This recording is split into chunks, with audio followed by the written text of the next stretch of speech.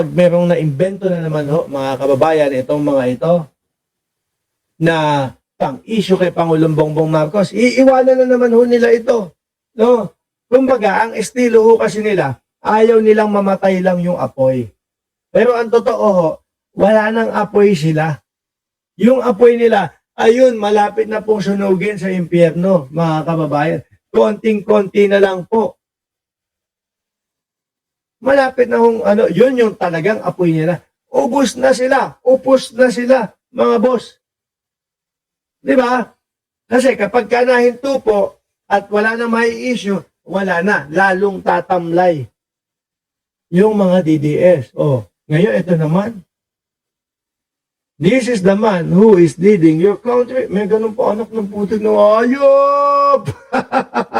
Sabi ni Bonget, meron pa kaya lang, hindi na pwede. Sabi ni Bonget, grabe, lahat na.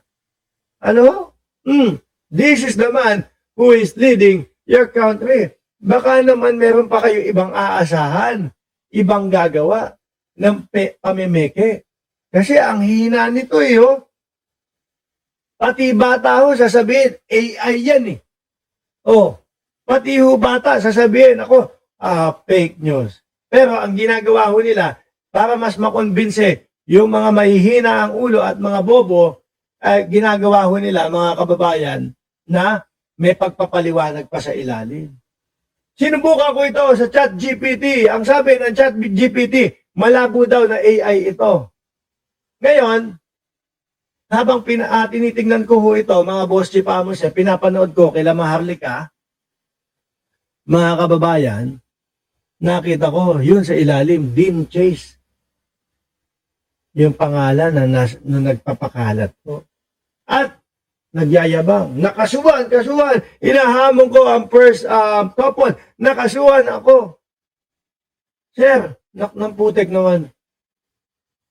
Ano yan? Piling papatulan. Alam niyo ang napapansin ko kay Pangulong Bongbong Marcos, mga bossing, yung mga ganito po, hindi na nila, pinagtatawanan na lang ho nila to. Dahil po nakikita nila na ang mamamayang Pilipino, ang taong bayan, hindi na pinapansin at pinagtatawanan. So ano pa gagawin mong reaksyon doon? Siyempre wala na. Di ba? Kesa atupagin ko yan. Kesa pansinin ko yan. Tuloy-tuloy na lang ako sa pagtatrabaho ko. Magiging masaya pa ang mga Pilipino. Di ba? Ganon ang nakikita ko kay Presidente Marcos, mga kababayan. Total naman, likas na mga bastos at inventor naman yung mga DDS, hayaan ko na lang silang mag-fake news. Okay lang yan, no? Basta ang importante, tuloy-tuloy akong magtatrabaho para sa mamamayang Pilipino. Kung matandaan nyo ho, mga kababayan, no? Kung matandaan nyo ho, mga boss chief amo sir, yung kagaya na lang po, kagaya na lang ho, nung mga problema natin, pagpunta sa mga kalapit lugar natin o mismong sa loob ng bansa natin na mag-tour, kagaya ng mga Siargao. Di ba? Ako, mga bossing, hindi ko masyadong libot ang Pilipinas. Ang napunta ko pa lang, Palawan. Boracay, hindi pa nga ho ako napupunta eh. Di ba? Palawan, Mindanao. Biruin mo, ang presyo dati ho, mga kababayan, ng mga airfare o mga ticket. Halos kapresyo ng Hong Kong, kapresyo ng Thailand, mas mahal ho mga bossing. Kaya, yung mga kapwa natin Pilipino, imbis na ho, pumunta, kagaya yung mga Siargao, yung mga kalabit na mga isla, no? Na tourist spot sa ating bansa. Ang ginagawa nila, mas pumupunta na lang po sa Hong Kong, pumupunta na lang po sa Taiwan, pumupunta na lang po doon sa mga ibang mga halos mas mababa po ang presyo. Pero ang Pangulo po, mga kababayan, nakikinig. No? Bumababa, mga boss chief amo sir. Bumababa ang Pangulo para pakinggan ho lahat ng ating mga kababayan. Narinig ng Pangulo. Ano sabi dito sa balita ng Daily Tribune? Malacanang confirmed on Tuesday at on Thursday that major carriers have agreed to reduce airfare on key tourism routes, no? Including Siargao. O, yan. Ngayon, ang mangyayari ho dito, mga bossing, yung mga kababayan natin, mapupuntahan itong mga lugar na ito. Imbis na pumunta ng Hong Kong, imbis pumunta ng ibang mga bansa, dito sila pupunta. Ako din ganun ang gagawin ko. Di ba? Yan. Diyan nakapokus ang ating Pangulo. O, tuloy ko.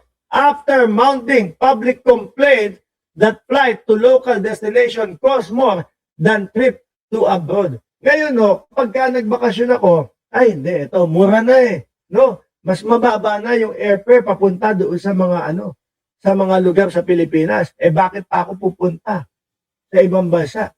Ikutin ko ang Pilipinas. Di hamak naman po talaga mga boss chief amo sir na maganda ang Pilipinas. No? Sabi ni Ana Pilengino, I'd rather go out Philippines. We went to Vietnam, Bali, and Bangkok 3 times na. Ngayon mas mura na.